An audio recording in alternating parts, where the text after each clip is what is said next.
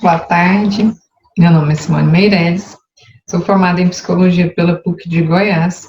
Estou aqui para falar um pouco mais sobre a vida do Freud com você, especialmente os primeiros anos da Faculdade de Medicina do Freud. Bom, o Freud entrou para a Universidade de Viena em 1873. Né?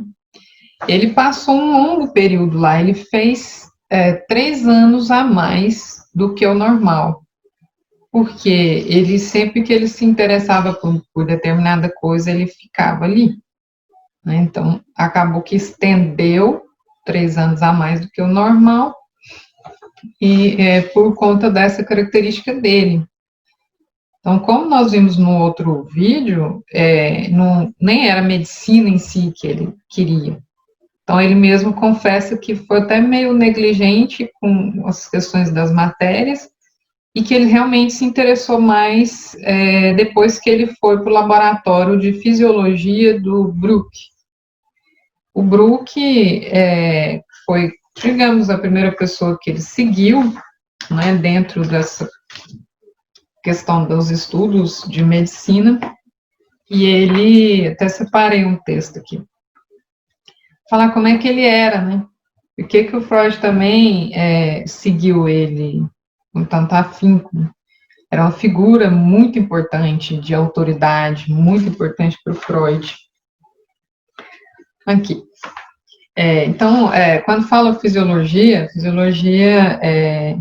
é o estudo dos seres humanos, né, dos animais, dos seres vivos, né, como que funciona, ele nas suas relações também. Então, ver também parte de física, química, como que funciona o organismo, né, o organismo dos seres vivos. Né? Então, antes, aliás, no primeiro ano, antes de falar do Bruck, eu vou caracterizar um pouco como que foram esses anos. Né? Então, no primeiro ano do Freud na universidade, ele tinha uma carga horária das matérias de 23 a 28 horas semanais. O que ele via? Anatomia, botânica, química, microscopia, mineralogia.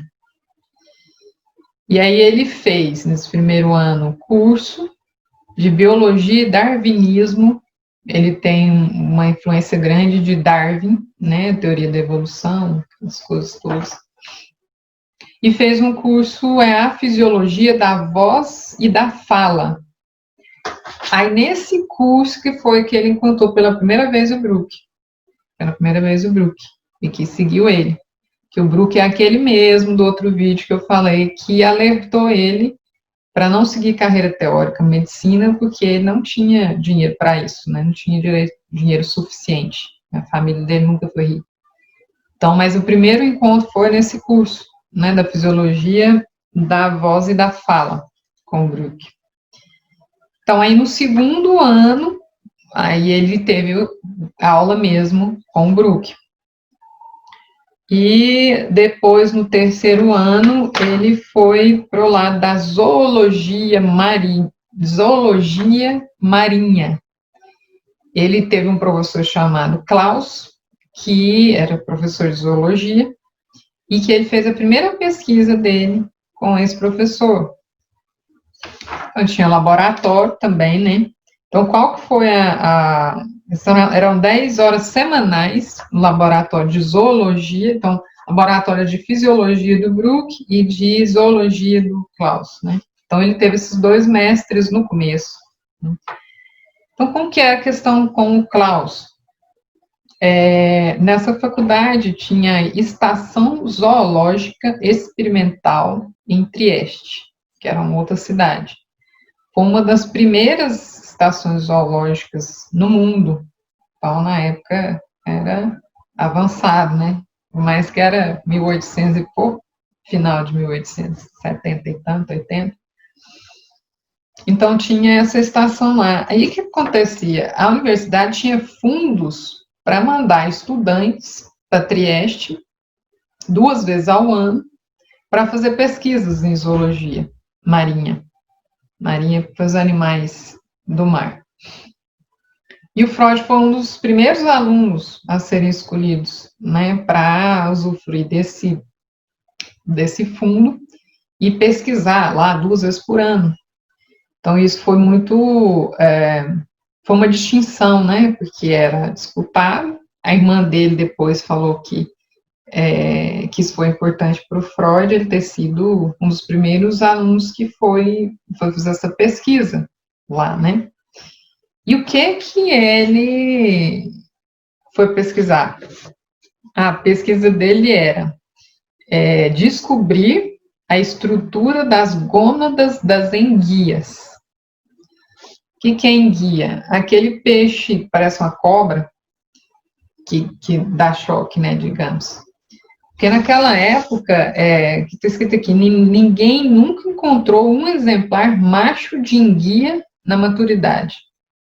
Ninguém viu os testículos da enguia, a despeito de inúmeros esforços ao longo dos séculos. Então, por que o Freud foi ver? Foi a primeira pesquisa que ele fez, né, com o grande cientista que ele queria ser. Então, ele tinha que pesquisar onde que estavam os testículos, as gônadas das enguias, se tinha, se não tinha. E ele tinha uma tese de um outro autor lá, que ele foi pesquisar, que não tinha visivelmente em si a gônada, o testículo, mas que tinha uma pequena estrutura lá que substituía isso. É um pequeno órgão substitutivo dos testículos, nessas enguias.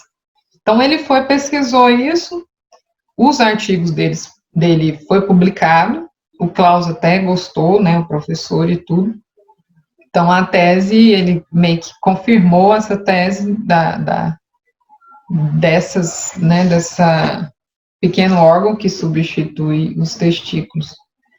E é interessante que, mesmo sendo em enguia, né, a questão toda da teoria do Freud depois foi essa questão toda sexual, né? Já começou tentando procurar, né, nessa área, embora sejam em animais. E para que isso, né? Por que eles estudavam, por que essa zoologia, fisiologia e tudo? Eles estavam tentando entender nos animais inferiores, para comparar com os animais superiores, o homem também, né? Faz parte de uma evolução, né? Você estudar uma célula para depois estudar os outros animais inferiores, para depois chegar no homem. Então, eles queriam ver que diferença que tinha, né? Então, o Freud começou nas enguias, depois ele foi para um tipo de peixe, tem uns nomes aqui parecendo latim, que eu não sei dizer, mas assim, ele foi pesquisar em peixes também, foi pesquisar no lagostim, que é um tipo de lagosta, né? Então, sempre pesquisando. Então, essa parte, o começo das pesquisas dele a primeira pesquisa foi assim, com o professor Klaus, que gostou até da questão do Freud, com as descobertas dele. Mas o próprio Freud não era muito satisfeito com essas pesquisas que ele fez com Klaus. Achou meio, lá na frente, depois ele cita que ele achou meio inútil, tipo, não, meio que menosprezou, assim, quando você olha para trás e fala, isso não era tão bem aquilo.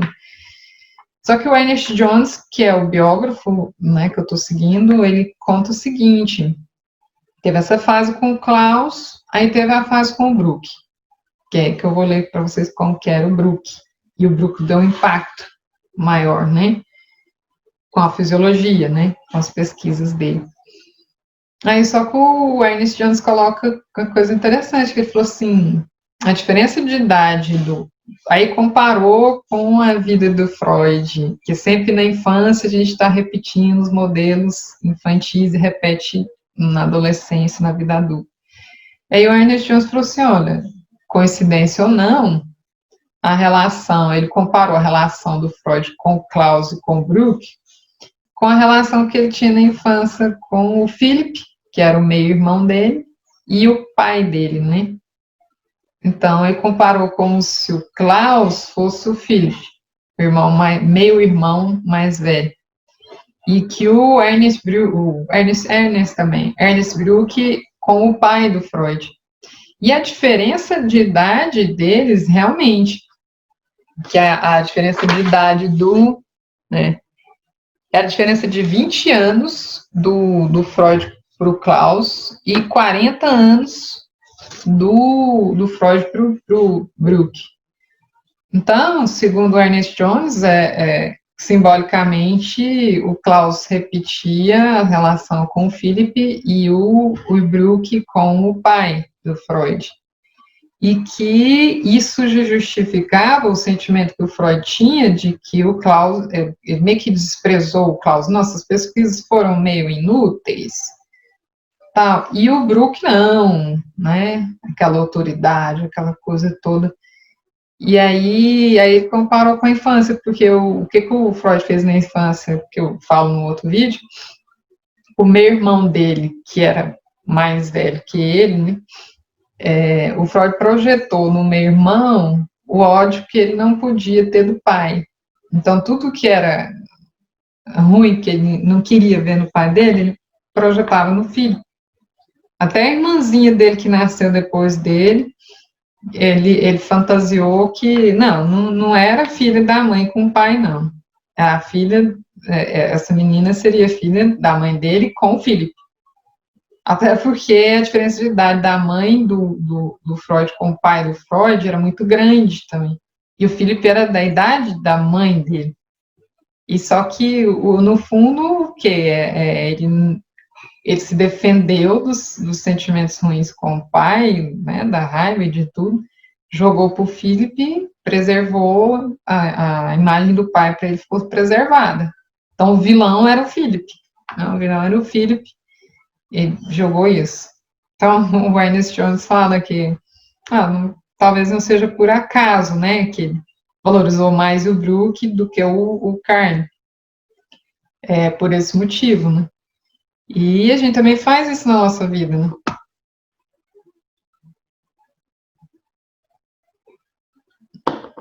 Eu lembro que a psicanálise é muito linguagem também, né? Muito simbólico, muita metáfora. Falando em pai, né? Lembrei de uma amiga minha que uma vez, e tem isso, gente. Parece meio doido, mas existe. Uma amiga minha estava na casa dela falando assim, ela tinha cachorro, tudo. O cachorro estava muito, latia demais, estava. Sempre na história dela tem um cachorro ali. Mas esse cachorro, nesse dia, estava impossível.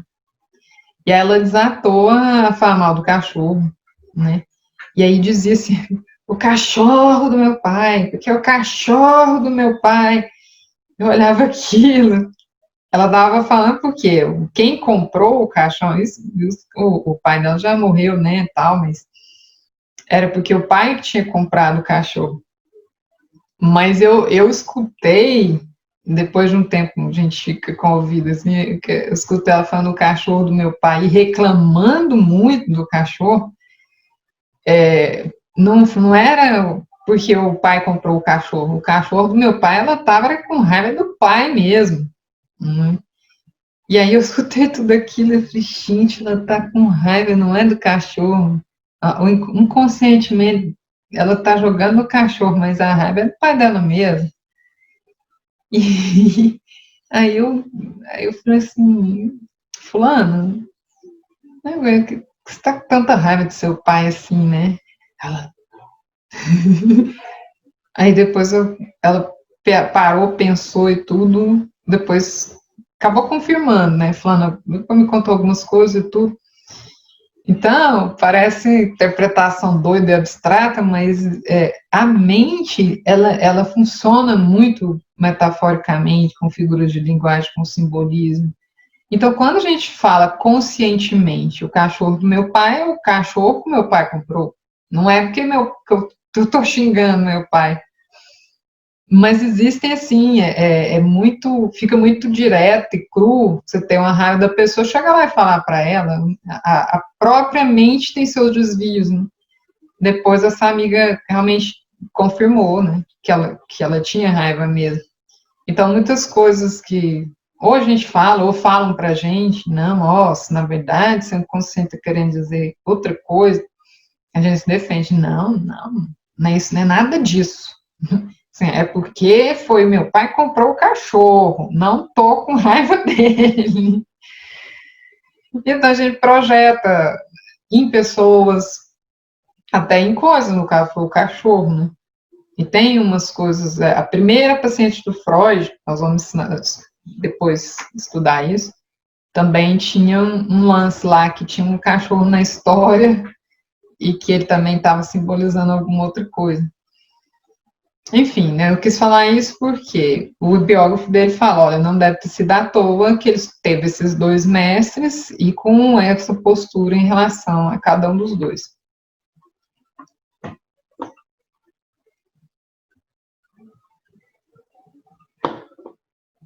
Agora eu vou falar um pouco mais do Brooke, que era essa figura de autoridade que provavelmente espelhava o pai do Freud. Vou ler uma parte aqui que descreve muito bem como ele era. E uma questão interessante que o Freud teve uma vez que ele chegou atrasado e o Brooke deu uma bronca nele, né? Deu uma bronca nele e ele disse que o Brooke tipo, que tinha os olhos muito azuis, né? E esse olhar do Brooke incidiu tanto sobre o Freud que ele ficou com essa imagem, né? E toda vez que ele fosse fazer alguma coisa descuidado, ou fosse fazer mais ou menos, né, não, sem capricho alguma coisa, ele lembrava desse olhar dele e tentava fazer tudo mais correto. Então, eu vou ler para vocês como que era esse Brooke, que era do Laboratório de Fisiologia, né, da Universidade de Viena. A personalidade de Brooke era bem adaptada à firme perspectiva idealista e quase ascética da escola de Helmholtz, é um teórico lá. Ele era um homem pequeno, com uma cabeça grande e impressionante, porte equilibrado, movimentos calmos e controlados, lábios pequenos, com os famosos olhos azuis apavorantes, os olhos da imagem do Freud. Bastante tímido, mas severo, extremamente calado. Que figura, hein, gente? Parece uma caricatura.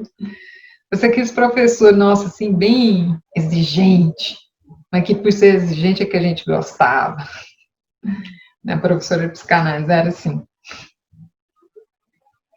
Protestante, com sotaque prussiano, devia parecer deslocado numa despreocupada Viena católica. Trabalhador consciencioso, infatigável, incansável. Cobrava o mesmo padrão de seus assistentes e alunos. Eis um caso típico. Um aluno que em um dos seus ensaios tinha escrito: observação superficial revela.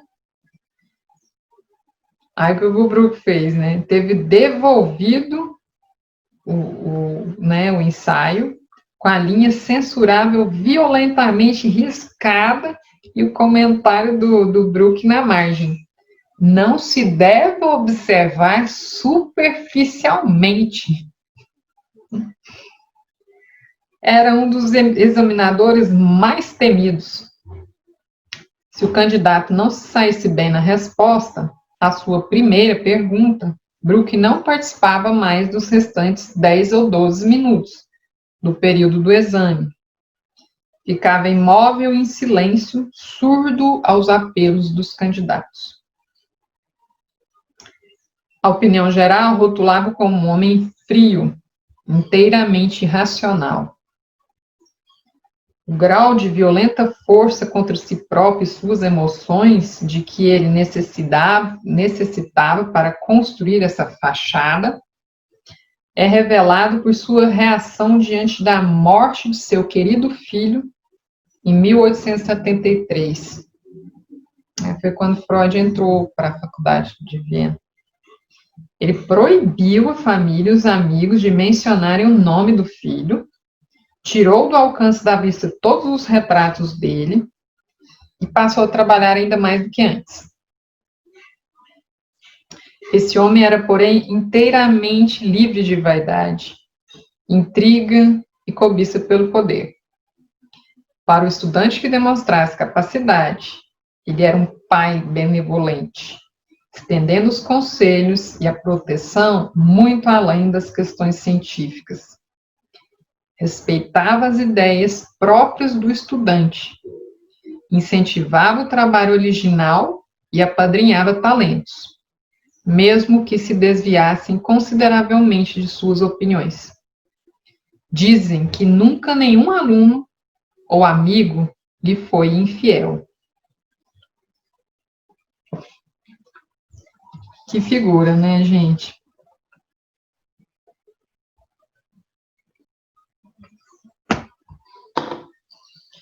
Então, o Brook,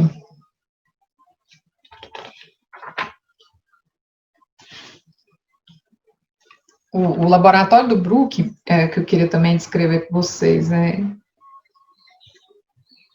um professor, assim, exigente, duro, mas, assim, também muito interessante, né? Aquela figura de autoridade que foi marcada pelo Freud. E quem hoje que faz isso, né? Tipo, você vai fazer um mestrado, vai fazer um doutorado. As poucas coisas que eu já vi, até minhas amigas, as pessoas que vão atrás, pelo menos aqui, né, aqui em Goiânia, é de praxe isso, é o aluno que se adequa à pesquisa do professor. Normalmente, eles não estão muito preocupados de estimular a independência e a autonomia dos alunos, assim, eu tive uma pesquisa, uma ideia, eu quero fazer, não, peraí, isso aqui encaixa nessa minha linha de pesquisa, então, tchau. Então, é muito bom ver que isso acontecia, né, com o grupo da autonomia da vontade dos estudantes de trabalhar com determinado tema, né, também o pai do Freud, no caso, também não forçava ele, né, nem forçou ele a escolher a profissão, nem nada disso. Então, isso aí é uma coisa interessante. E outra coisa que eu vi também que é interessante, que o Freud disse que ele, apesar de que a gente pensa que ele é muito exigente, né, que podia ser até mais duro, né, mas não necessariamente. O Ernest Jones coloca aqui que ele não gostava de controvérsia, não gostava de discussão, né? Quando criticavam ele, em vez dele bater de frente, ele fazia era trabalhar mais, pesquisar mais, para mostrar mais provas. Muitas conferências que ele fazia nem tinha debate depois, então ele não gostava de confronto dessas coisas, não. Então ele era mais pacato nesse ponto. Só que ao mesmo tempo, dependendo do que acontecesse, ele não gostava muito de ser tolhido, limitado, né?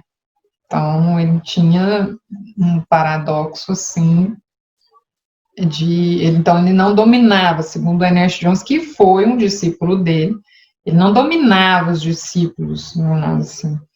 Ele era severo, né, tipo, também com a teoria dele, né, se não encaixasse ali, ele segurava, né, tanto que o Jung foi para um outro caminho. Mas em termos de bater de frente, não, ele respondia, mas assim, do modo mais discreto e tentando pegar provas. Então, para ele foi muito interessante isso, assim. Ele tinha uma tendência, e ele fez, quer dizer, não falei aqui, no segundo ano, ele fez uma matéria a mais do que no primeiro, de filosofia. Ele fez filosofia com Franz Brentano, né, influência muito de Aristóteles. Então, Freud tinha uma coisa assim com especulações filosóficas, ele gostava, né? Ele até traduziu um livro de um filósofo, de vez em quando ele pegava umas traduções para fazer, em troca de dinheiro também, né, que ele precisava. Mas poucas coisas ele fez fora do que ele queria, né, de medicina. Aí ele fez uma tradução de um livro de um filósofo, que é John Stuart Mill, que era filósofo e estudava economia. Então, ele gostava muito de especulação filosófica, essas coisas abstratas, eu adoro também. Só que o que ele fez nessa época? Ele tinha que escolher, porque ele podia entrar na ciência, que ele queria a coisa mais racional possível para entender as coisas, objetiva, né, matemática, e ao mesmo tempo ele gostava dessa parte mais abstrata de especulação e era bom nisso. Você vê, né, o livro Interpretação dos Sonhos mostra também essa capacidade grande dele de abstrair, de refletir e tudo.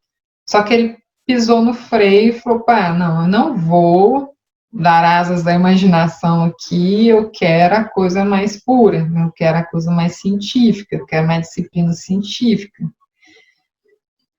Aí ele fez isso, né? Porque ele falou, se abrisse muito também a parte abstrata, os materiais inconscientes podiam aparecer, né? Ele tentou fazer o máximo científico possível, né, dentro das observações. Então, o que eu vou falar é que ele tinha essas características, né, paradoxais, né, mas ao mesmo tempo ele queria precisão, mas ele não ia dar certo como matemático, como físico, porque aí já é exatidão demais, perdi essa parte reflexiva dele. Então ele transitou nesses dois pontos, né, objetivo e subjetivo, mas ele quis mais o objetivo. Mas o tempo todo também ele especula, né, monta hipótese, mas para ele, na época, e pode ter sido bom por isso, né, apesar de todo mundo ainda achar que ele viaja, mas ele foi o mais rigoroso possível que ele pôde, né, em termos de mente, que a mente não dá para ser só matemática, né? Então ele tinha essas peculiaridades. Mas uma coisa que o Ernest Jones coloca muito grande nele ele tinha uma expectativa grande, né, de metas altas, né, ele queria ser um grande cientista. Aí o Ernest Jones comenta que, conversando com ele, que ele comentou sobre uma piada aqui, que eu achei interessante, assim, ele era simples, mas ele não era modesto, ele queria muito, né, e também, né, que tamanho que tinha o conhecimento, o significado do conhecimento para ele, né.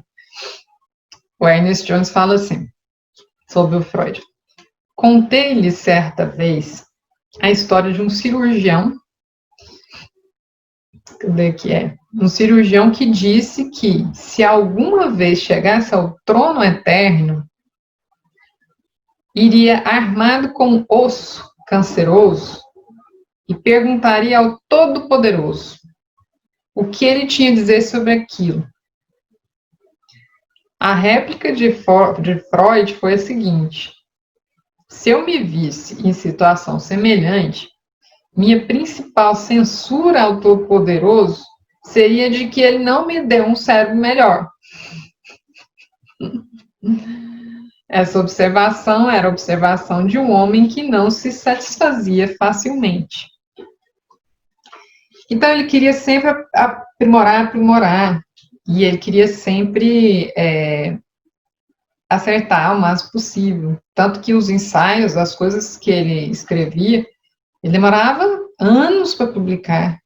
Ele estudava mais, revisava mais, aí dali a pouco, não sei quantos anos depois, ele, não, agora vai, né? Ele tinha isso. Então,